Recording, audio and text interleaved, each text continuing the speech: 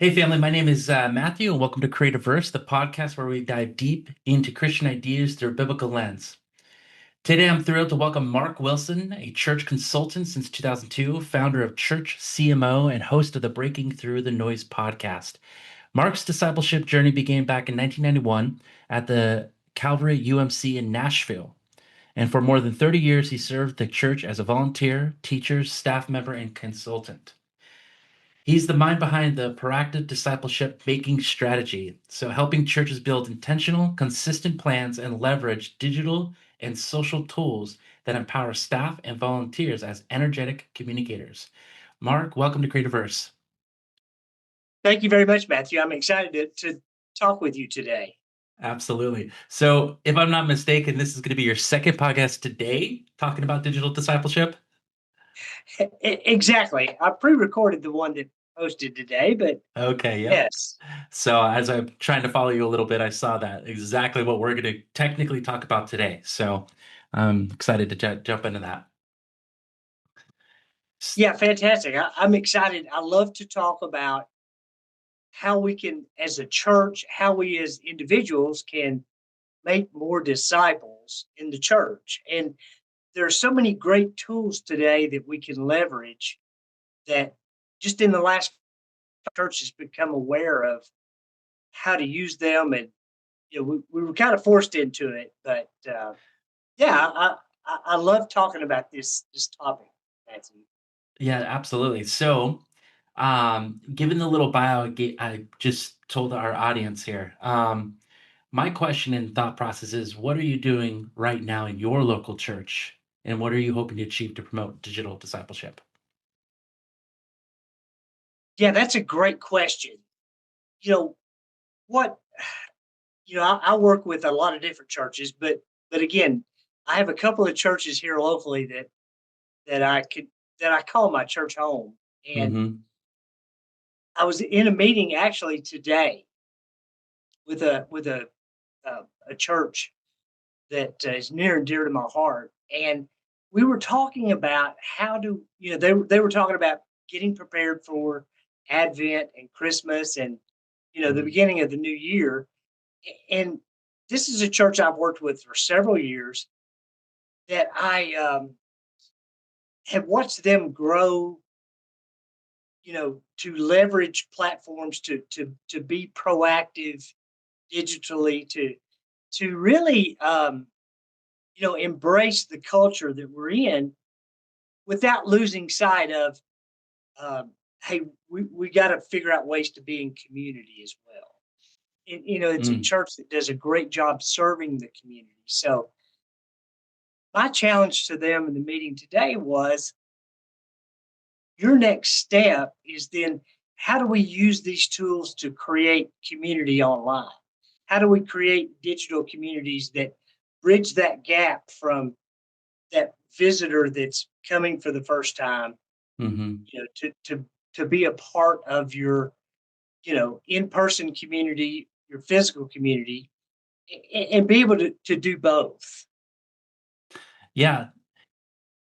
It, so, just like my audience, I'm learning more about this concept of digital discipleship, which sparked my interest because as a millennial, I see that digital technology is being incorporated in all aspects of my life. So that's why I caught one of your articles on LinkedIn, and I'm just jumped at me, and I was curious. So I'm just going to be asking you questions to really Sure. help me understand, and I'm going to give a little pushback just so we can kind of see how we can navigate this in real time, okay? I love that. Yeah, I love that. Wonderful. All right. So you mentioned this wording, and it's the first time I've ever heard it, so I think I'm going to let you coin it. This idea of phygital ministry.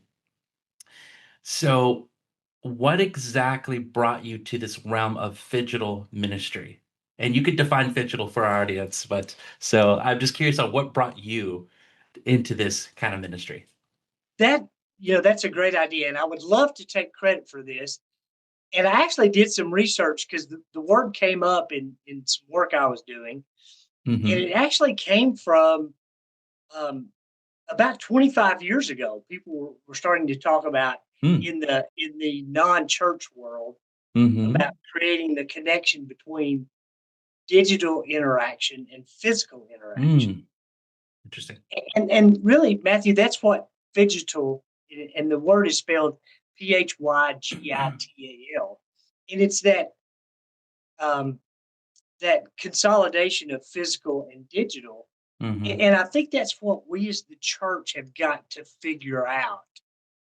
No matter what size church you are or where you're located, is how do we bring people from the digital environment into a physical relationship Mm. with the community of believers? Because I truly believe that that's still a big part of our Christian journey, is to be in community with people that we are close with. Um, and that brings a lot of different challenges. Particularly for your generation and the Gen Zs that are following you, Mm-hmm. because you are natives to the Yeah. digital world. Within the digital world. Now, before we go into the challenges, Sure, I think it would be best for us to define exactly what exactly is digital discipleship. that's a great question, and I think it's gonna, you know, it's in process Mm. as we think about it. But as we look at it now, digital discipleship is giving people in our culture today that opportunity to connect with their faith Mm-hmm. in a virtual environment. Examples could be, Matthew, and we see this fairly regularly. A Zoom Bible study. Mm-hmm. Um, I lead that live streaming worship, which forced the rest of the world, or the rest of the church, in 2020, that wasn't live streaming, got into Yeah. live streaming. Yeah. Um, but it's the next step beyond just worship, is how do we connect with people, you know, Monday through Saturday in their Okay. walk with Jesus, whether they're trying to grow in their faith, serve, or share their faith. Yeah, and I'm tracking with you. I've done a couple podcasts on this question about how do we stop making church a hobby rather than make it a body. And I think that's kind of I finding that digital discipleship could help connect, be those connecting points of just being Sunday Christians. So Absolutely. then I can see that how that could be implementing. So if I'm not mistaken, what you're saying is digital discipleship is using online tools like content, messaging, or Zoom calls to help people bring back the community, or at least embodied community, through prayers, groups, serving, or Exactly. missions. So it's not more about content, or it's not more content. It's really about what is the next guided steps toward true biblical discipleship, or what we say Christ likeness. Exactly. Yeah. The next step for most churches, Matthew, is that Hmm. we've spent the past 5 years, 10 years, 15 years, depending on where you are in that digital journey as a Yeah. church, Yeah. you know, pushing out content. And now the challenge is, um, how do we use these platforms to build community, so that people, instead of a one to many distribution of content, we're not worried as much about the content as we are, how are you doing in your faith journey? How can we pray for you today? Yeah. Um, Yeah. what does this scripture mean to you that Hmm. we're talking about in our group? So it's um, it's really translating the things that we're really good at doing in person, into a digital platform like Zoom or Teams, or even WhatsApp messages. That there's so many different tools we have. Yeah, absolutely. Yeah, I think being, yeah, again, we're going to talk about generational because I think that every generation has a different particular audience on how they approach technology. As a millennial, and definitely a one who I call myself as a professional churchman, I want, I really want the church to build that community. And we'll talk about the idea of like a living community, but I believe that technology can be a tool for God's glory, but only with clear guardrails, right? That focus on spiritual growth, not just more content, because American churches are very good at just building content. But I'm wondering, like, what does that look like? And as you said, as this digital discipleship's kind of evolving, it might not be the same thing next year, it might look different. So I'm wondering what those guardrails are, what it means to focus on something very specific of spiritual growth. Yeah. Yeah, I totally agree with you, Matthew, that Hmm. that guardrail is important. And how we create those guardrails, those boundaries, that guideline is that we first look at what is our disciple making strategy as the Mm, church. right. You know, Right. what is our strategy, and then how do we use these digital tools to feed into that strategy? Realizing we have a dual approach. We have the physical, the digital, the phygital, Hmm.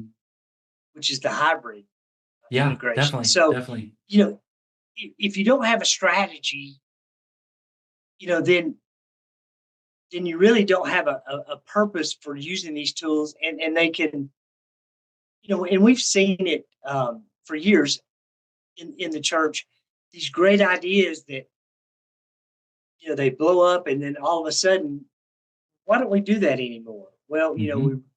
really didn't have a strategy for continuing. So, and that's my calling with the church, Okay.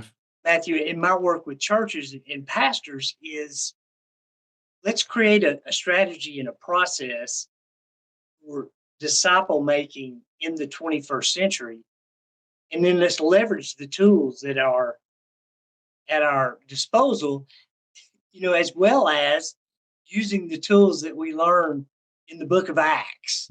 Yeah. And, because those, So you're those, those are integrating. still relevant. Yeah, absolutely. And yeah, I believe scripture is relevant for today. And Absolutely. how do we integrate biblical application to our modern day discipleship? Um, and so that's a very interesting thought. So let me play role play real quick. So let's say I'm a Okay. pastor, Mark, and I call you and I say, "Hey, we have a decline in church membership, and we just don't know where we're going." So, Mark, I need you to come alongside our church, and in that mindset, Mark, in a couple sentences, what problem does church CMO exist to solve our problem in our church? Oh, I So, like that. I like that mhm, question. It's a great question because I see our role as helping churches identify the problems that their community is facing, because mhm, that's where the church becomes relevant in their community. Is what are the issues your people are facing, and let's create messaging and connection and engagement around giving your people the tools and access yeah, to resolve those problems in their own life. okay, that Does makes that sense. make sense? Yeah, that makes sense. And so I'm going to ask a redundant question, Okay. but I'm trying to understand metrics here. So first, I want to know how do you define disciple making in your words? Like, what is disciple making in your words, and how do you know it's happening? Actual real discipleship, not just an activity, but you actually see disciple making happening. And you can integrate that with your digital discipleship as well, if you like. That is another great question, because that's the Yeah. challenge the church has faced Yep. I know it. uh, for decades. Is Yep. how do we know we're making disciples? Hmm. And they just assume they were making disciples. So my approach is, as a church, we have to train our current disciples to be Hmm. disciple makers. Yep. Barna research showed us that you know only a third of our people are involved in any discipleship activity, and even less than that are involved in disciple making. which is Mm-hmm. they're replicating themselves. They're mentoring uh, someone else to be a follower of Jesus, which for some that's evangelizing and then Mm-hmm. walking with them, or it's, hey, somebody that says, hey, I would like to, have a shepherd to help me in this journey that's already there. So I think that's what it looks like, is if we have those activities where Yeah. we're proactively and intentionally and even consistently equipping people to do that kind of work, then we know uh, then that's the gears of disciple making that are going forward. Now, how do we know that's happening? What are the metrics? Which is a great question. And I think we have to look at new metrics that are different from what we've looked at for the last you know 30 years, which has been attendance and Mm-hmm. giving. Um, so I think the key disciple making metric is, um, and this is a term that we use, and I think it's becoming fairly universal. But how many people are taking next steps in their discipleship journey? So what that means is, who is taking a step from being a visitor to a regular attender? Who's going from a regular attender to becoming an engaged, participant in the community? Yeah, that makes And sense. and membership, Pause you for there a second. As I was yeah. thinking through this about this idea of digital church, I was wondering, how does digital church create spectators instead of participants? So there's like that fine dance. And so, yeah. Oh, exactly. And that's the biggest challenge with the digital church post pandemic, is that Mm-hmm. we live in a Netflix culture where we're Mm-hmm. consuming content on demand. Mm-hmm. Mm-hmm. And a lot of people are approaching church like that. So what we have to do is the church is, and again, it goes back to that idea of this digital disciple making is, Right. if we're going to engage people they're that they're existing in a digital audience, how do we connect with them? And again, it goes back to addressing what issues are they facing? How do we get them resources? And Mm-hmm. then connect them with our community. And, there's a lot of different ways to do that.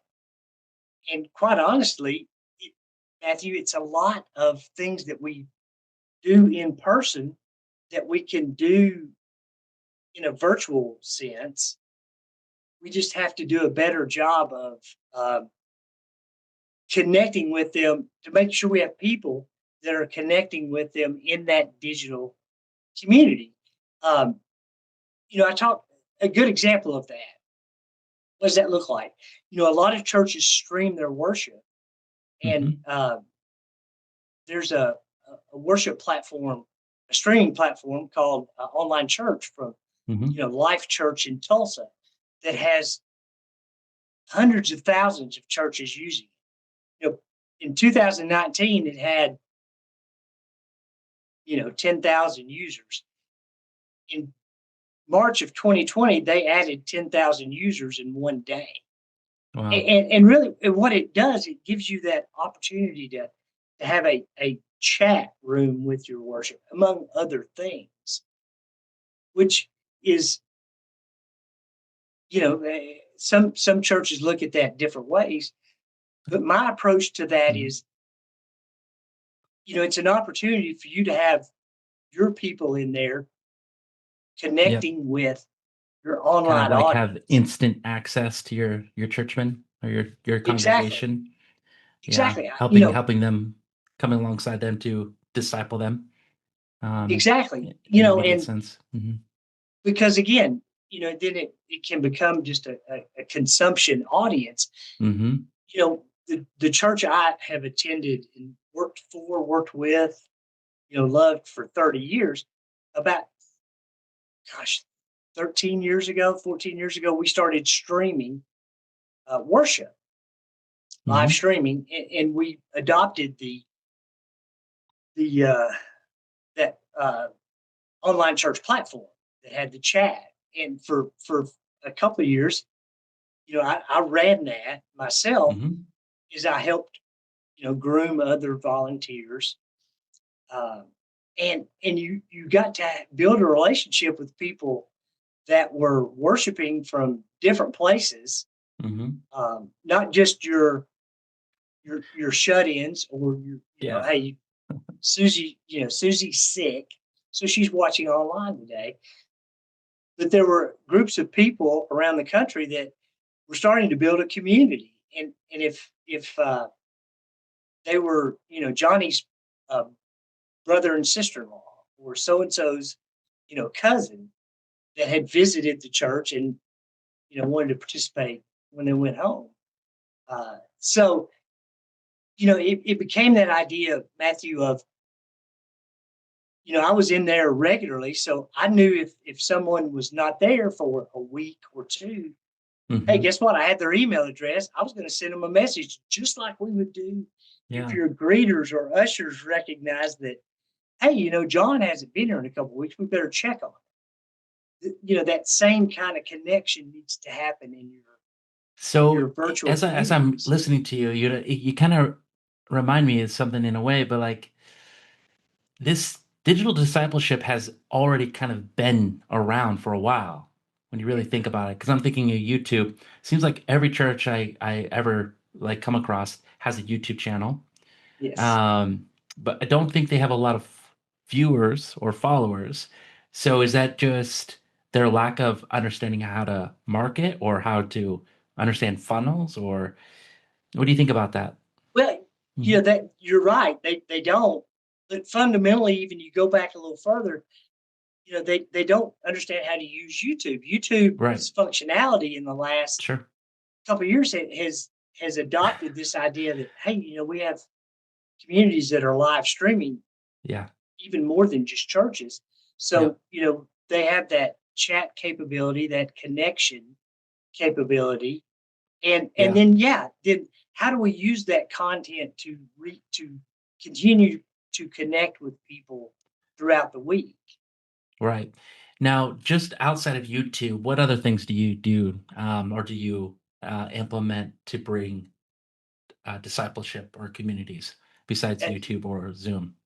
Oh, yeah, absolutely. So, I think fundamentally, once you have a strategy for, hey, we know how we want to proactively make more disciples, Hmm. and connect and engage with our audiences, we have to make our website a discipleship hub. Yep. The church over the last 15 years has really done a great job of making it the new front door Yep. so that it connects with first time visitors. Yep. But we've got to create those pathways to connect those visitors, with the church, either, to work them into if they're local, a uh, an in-person visit, or Yeah, that at makes the very sense. least, give them content to continue connecting with us throughout, throughout their journey. So, it's that website becomes a hub, and then your social medias, Yep. your communication platforms work from that. Yeah, I definitely understand that. So I think if you can imagine, if you've been following me a little bit, I just actually moved from Switzerland back to Washington State in the USA. So I'm kind of like church shopping right now. And the first thing I go to is their website. And Exactly. it's like I spend a lot of time on church websites, and I'm like, well, do I connect with them? That's the front door. I'm peeking through the windows, the digital windows and the digital doors to say, hey, am I going to fit well here? Will my family fit well here? And so if they're not utilizing that technology to communicate kind of who they are and what they're about and what they believe and really connecting with that individual, you're going to lose people who want to be discipled. So, Exactly, and we've got to continue to make our websites more interactive. You know, mhm. I think we've gotten beyond the inviting. Most church websites are inviting. Yeah. My podcast co-host. It's funny you mentioned that. Yep. she was talking about today's episode or last week's episode. She spends time in Nashville with her daughter, helping with her grandchildren, and she's a retired United Methodist pastor. So she checks out. She tries to visit a lot of different churches, and she'll check out their website. And if it doesn't cut the mustard, she's not going to visit. And I told her, I said, hey, make a list of those churches that their website doesn't work. I probably need to call on them. That's true. We'll talk about that later about the idea of websites. But Sure. so I'm kind of curious. Okay, so to kind of go back to our role play.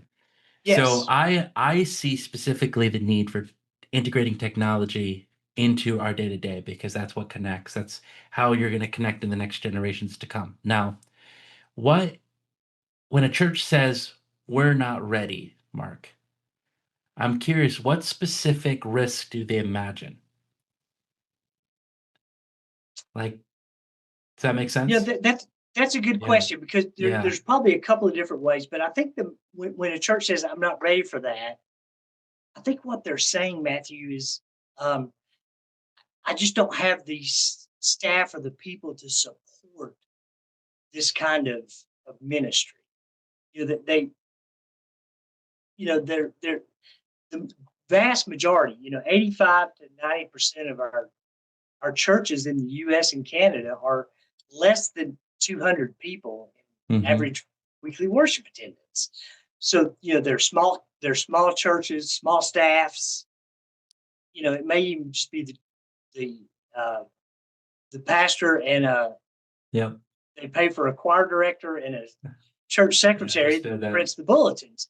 So I think that's a big piece of that because the technology. A lot of pastors and people are using the technology, so I don't think that's the issue as much as it once was. So the not ready is a capacity problem. It's a capacity, it's that Okay. capability, and what they need to do is engage their people. I tell jokingly, but sometimes very seriously, when a pastor says, we don't know how to do social media. I said, well, go to the next meeting of your student ministry and find a couple of 14 and 15-year-olds, and they'll run it for you, and they'll do a great job. That's very true. Very, very true. So we only have like 9 minutes left, but so I kind of want to get to a little some questions that kind of poke the bear a little bit. Okay. Um, so like when we think about the measurement, when we think about metrics again, let's go back to the idea of Sure. attendees. Do you think eventually, once we start implementing digital discipleship, the likes and the views online will be giving us now the new metric of how much we're actually discipling people? Yeah, I think the likes and views and shares are the equivalent of us, gauging our vitality by attendance. Yeah. I think it's not a true indicator. Okay. Um, Yeah, I would agree with you. I think Yeah, it does but give us a what? I would agree with you definitely. But Yeah, I could definitely give us a metric. That's for sure.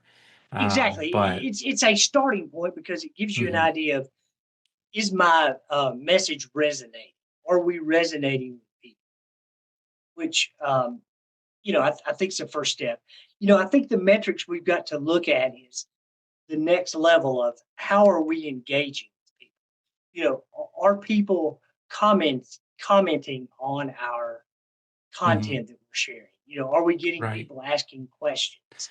And Yeah, that's tough. That's a tough one. that is tough. That is tough. It's hard because I really want to jump into the my other conversation about making a church a hobby. And a lot of people don't go out of their way to be an active participant in churches normally. So it's like, well, how are you going to get people to be active participants online as well? Which leads me to like a question like, how does online option train people to choose convenience over commitment, right? All right. So by giving them that option, I definitely know online in Switzerland, We went online because it was more convenient, with kids and everything running around. But at the end of the day, if I maintain myself online, who keeps me accountable as a Christian? Yeah, So, that's where the rubber meets the road, and you're yes. exactly right. And that is the absolute. I wish I had a a template or a blog post I could write that would say, "Hey, this is the way you make that connection." Yes. But what I Yes. think we have to do as the church, if we are embracing our digital audiences, I think we have to approach it like we do with our physical audiences. Is Mhm. let's get to know that person, and how we do that in person is one on one, and you know, and I think that goes back to a prior question you had, Matthew, about what keeps churches from doing this. I'm paraphrasing. Um, but a lot of times people think, well, that's the pastor's fault. You know, Mhm. even even if take the digital part of it out of the equation, well, hey, let's send them to the pastor. No, it's our job. It's our job, and our role as the church and church leaders is to equip people with the capability of making those connections. And I think that's the key, both physically and digitally, is Yep. um, having people that are prepared to engage people in a way that it's it's friendly, it's relational, it's serious, and people that care. And you've got people through. I've yet to come to a church where I said, well, there's no disciple makers in this church. They're just null and void. Mhm. Yet to do that. Yet to do that. So the Yep. people are there. Yeah, I think you hit it on the nail. How do we train the next generation to be active participants within the church, that we're actually being intentional disciple makers? And how do we do that? It's by integrating technology that's already here, that's already created. So how do we actually implement those two things? So, Right. I um, agree. And your generation, Matthew, I think is yep. going to be Yep, this is it. I agree with you. Well, that's all the time we have for today, family. So that was rich. So a huge thanks to Mark Wilson for helping us think biblically and practically about digital discipleship, using tools without letting tools use you. So, given what we know now, our next step is to pick one simple online touch point this week that clearly creates a phygital funnel to an embodied step. Maybe pray with a leader, join a home group online, or serve in some capacity. You can follow Mark's work at churchcmo.com. Is that correct? that is Yep. correct. Thank you. And his broadcasting or his podcast as Breaking Through the Noise for more digital discipleship ideas. All links will be in the description below. If this episode served you and you were greatly blessed, please leave a rating, share it with a leader, or tell us your one takeaway in the comments below. Until next time, keep seeking, keep learning, and keep courageously growing in the truth of God's Word. And never forget, we're all part of a much bigger story in this created universe. Until next time, God bless.